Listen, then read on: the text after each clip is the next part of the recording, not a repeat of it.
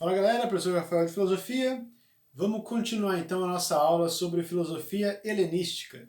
Então, para a gente retomar, eu falei que seriam 4 escolas. Cinismo, a gente já viu, epicurismo, que a gente também já viu, e faltam 2, que é o ceticismo pirrônico, ou pirronismo, né? 2 nomes para a mesma escola, e o estoicismo. Nesse vídeo, ao contrário dos outros que a gente viu uma escola em cada videoaula, eu já vou matar as 2 escolas nessa videoaula. Então eu vou falar do ceticismo pirrônico e do estoicismo nessa videoaula e já vou passar a atividade para vocês sobre as escolas do período helenístico. Então, só para lembrar, as 4 escolas buscam a ataraxia. Escrevi aqui ataraxia, que a gente traduz como paz de espírito, né? Ficar de boa, né? Ambos buscam ataraxia, mas cada um por uma maneira diferente, né? O cinismo acha que o que atrapalha, o que perturba o espírito são as convenções sociais. E o epicurismo, a sofisticação do prazer. A gente buscar algo, um desejo, né? Buscar satisfazer um desejo que não é nem natural nem necessário. Ou seja, para alcançar a ataraxia, devemos buscar um prazer moderado, segundo os epicuristas. E agora, essa outra escola aqui, ceticismo pirrônico, ou pirronismo, tem esse nome porque ele foi fundado por Pirro de Élida. Então, do mesmo modo que o epicurismo chama epicurismo porque foi fundado por Epicuro, o ceticismo pirrônico tem esse nome porque foi fundado por Pirro de Élida. Então, veja bem, ó, o Pirro de Élida ele viveu aí entre os anos de 365 e 275 a.C. Mas a maioria das coisas que a gente sabe sobre ele, a gente sabe através de um outro pensador, né, chamado Sexto Empírico, que já é do século 2 a 3 depois de Cristo. Né? Viveu ali, a gente não sabe exatamente quando ele morre, mas eu já vi uma data aí que ele nasceu provavelmente em 160, no ano de 160. Tá? E basicamente o que a gente sabe sobre o Pirro, a gente sabe através deste outro pensador, Sexto Empírico. Né? Como a gente viu, o período helenístico é o período da fusão das culturas, tanto a cultura grega como a cultura oriental, né? Do Oriente Médio, no caso. E ela também essa filosofia helenística, ela vai perpassar também pelo Império Romano, né? Roma, como a gente já vai ver, eles acabaram sendo mais influenciados pelo estoicismo, mas o ceticismo pirrônico também estava presente aí em Roma. Tá, o que dizia então o ceticismo pirrônico? O ceticismo, o cético, ele alega que o homem é incapaz de chegar a uma verdade definitiva. Então é impossível a gente ter certeza de algo. Porque já que o homem não alcança uma verdade definitiva, uma verdade absoluta, ele nunca pode estar certo se de fato o que ele acredita é. Ele não pode ter essa certeza. E ele vai dizer que o que perturba a nossa paz de espírito, né, a nossa ataraxia, é justamente se posicionar, né, julgar possuir a verdade. Então, para ficar mais claro aqui, vamos tomar o exemplo de um ateu conversando aí com um teísta, com um crente, alguém que crê em Deus. E aí, o que os céticos diriam? Né? Que os dois estão errados porque os dois se posicionaram. Um se posicionou de que Deus não existe e um se posicionou de que Deus existe. Né? E eles acabam sendo perturbados porque não dá para a gente ter certeza. Então vai chegar uma hora que o ateu está lá. Não, eu sustento que Deus não exista. Aí ele para um pouco, mas e se o cara existe e eu vou para o inferno? E fica perturbado. Ou o mesmo pode acontecer com o crente. Ele pode pensar, meu, e se Deus não existe, eu estou vindo aqui todo domingo na igreja, pode ser que ele não existe, eu nem precisava ter vindo, estar vindo aqui todo domingo, né? Enfim, como a gente não pode ter certeza das nossas posições, o ceticismo diz que a gente tem que suspender o juízo. A gente tem que conhecer, mas sem se posicionar, sem julgar possuir a verdade. E é isso que tem o nome de epoqué. Epoqué significa justamente suspensão dos juízos. Né? Se pôr entre parênteses. Observar, mas não se posicionar. Por quê? Porque a gente é incapaz de alcançar uma verdade definitiva, Então eu só vou conhecer, mas sem me posicionar, porque eu posso estar errado. E esse pensamento de poder estar errado vai acabar perturbando o meu espírito. Então, para os céticos, a gente só alcança a ataraxia com a hipoké, suspensão dos juízos. Então, continuando, vimos o ceticismo, vamos para o estoicismo, né, a última escola que a gente vai ver do período helenístico. Bom, beleza. O fundador do estoicismo é um cara chamado Zenão de Cício. E aí, gente, a gente já viu aí esse nome Zenão, que era o discípulo do... Eita, me fugiu o nome do pré-socrático.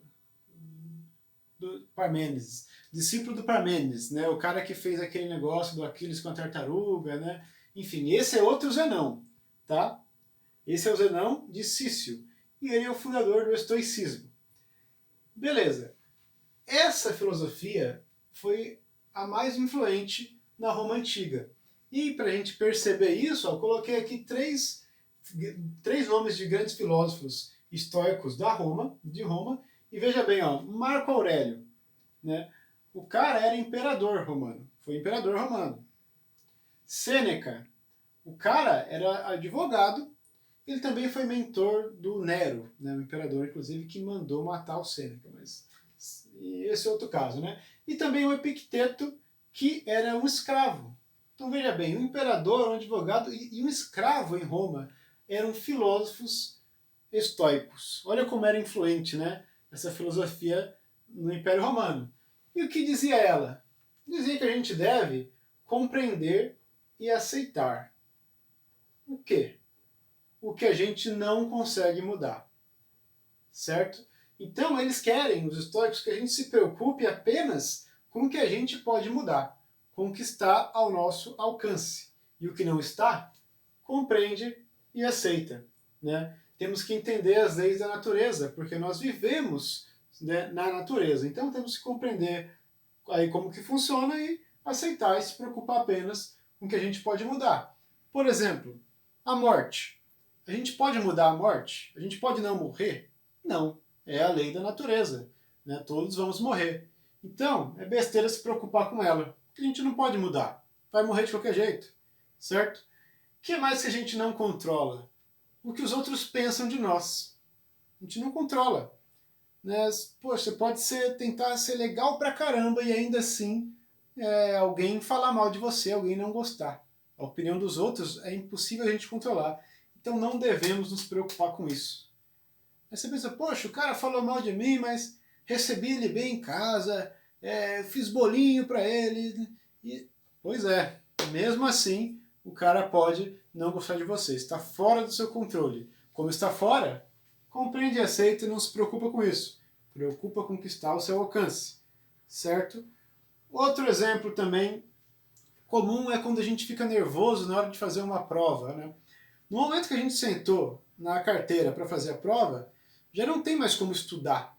É o que você sabe ali naquela hora. Então é besteira, segundo o estoicismo, ficar nervoso com isso. Você não pode mais estudar mais, aumentar o seu conhecimento, porque você já está ali fazendo a prova.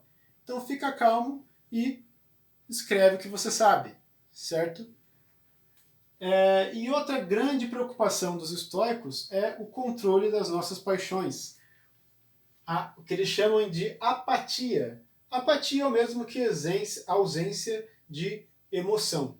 Né? A palavra paixão vem do patos, né, que também é de patologia, de doença da alma, porque a paixão perturba o espírito, né, perturba aí a ataraxia. Eu não escrevi ataraxia, mas beleza. Perturbação do espírito quer dizer perturbar a ataraxia, a paz de espírito. Né? E eles procuram aí a apatia, que é o controle das paixões, porque a paixão perturba o espírito. Quando você está lá apaixonado pela pessoa, você não consegue nem estudar porque você fica pensando em mandar mensagem para ela no WhatsApp e aquilo te desconcentra porque o seu espírito está perturbado. Eles querem o quê? Você serenão, controlando aí as suas paixões. É possível controlar as paixões? Eu, professor, acho que não. Mas os estoicos achavam que, praticando a filosofia, eles iriam conseguir. Certo? Eles viam isso como algo positivo. Né? Já o Roberto Carlos, por exemplo, iria ver como algo negativo, né? Porque se chorei ou se sorri, importante é emoções eu vivi. Para ele, a emoção é que é importante, para os estoicos não. É uma coisa que perturba o espírito e deve ser evitado se a gente quer ficar de boa, se a gente quer ter paz de espírito, se a gente quer ter a ataraxia. Outra coisa que os estoicos também dão aí um toque pra gente é sobre a gente se preocupar apenas com o presente, né? Não escrevi presente aqui, mas eles querem que você foque apenas no presente. E aí, veja bem, eu escrevi aqui um sinal de menos e um sinal de mais, né? Com isso eu quero dizer que o menos seria um pensamento negativo, um pensamento ruim, e o mais algo positivo. Mais ou menos assim. Os estoicos vão dizer, quando a gente pensa no passado e se entristece, né, menos, se entristece, a gente chama de culpa. Quando a gente pensa no passado e se alegra, a gente chama de nostalgia. Mas ambas são coisas que a gente não deve se preocupar, porque passado é um tempo que já não é. Né? Você ficar se alegrando ou se entristecendo pelo passado é tudo besteira, porque é um tempo que não existe mais. Então é besteira tanto a culpa quanto a nostalgia para os estoicos. E o futuro? Quando a gente pensa no futuro de modo negativo e pensa no futuro e se entristece, a gente chama de temor, de medo. Quando a gente pensa no futuro e se alegra, a gente chama de esperança. E até a esperança vai ser criticada pelos estoicos. Eles querem que você foque apenas no presente. Eles vão dizer, ó, a esperança, ela pressupõe três coisas. Ignorância, porque significa que você, no presente, é um ignorante, que não sabe o que está por vir, né, está esperançoso, ignorância. E impotência. Impotência porque você não tem o poder de mudar no presente, então resta esperar o futuro. Você está impotente com relação ao futuro. E castidade. Você sentindo esperança significa que no presente você é casto, você não está realizado, você está esperando algo acontecer, né? Porque a castidade, ela vem aí do desejo, né? E desejo pressupõe falta. Você quer encontrar o seu gozo em algo que você ainda não tem, você deseja, né? Pressupõe falta. Beleza? Então o foco para eles é o presente. Então, compreender e aceitar o que não se pode mudar, preocupar apenas com o que se pode mudar, controlar as paixões, porque isso perturba o espírito, e focar no presente. Que eu não escrevi ainda, mas vocês imaginam que aqui está escrito presente. Qualquer dúvida é só mandar mensagem para mim. Valeu!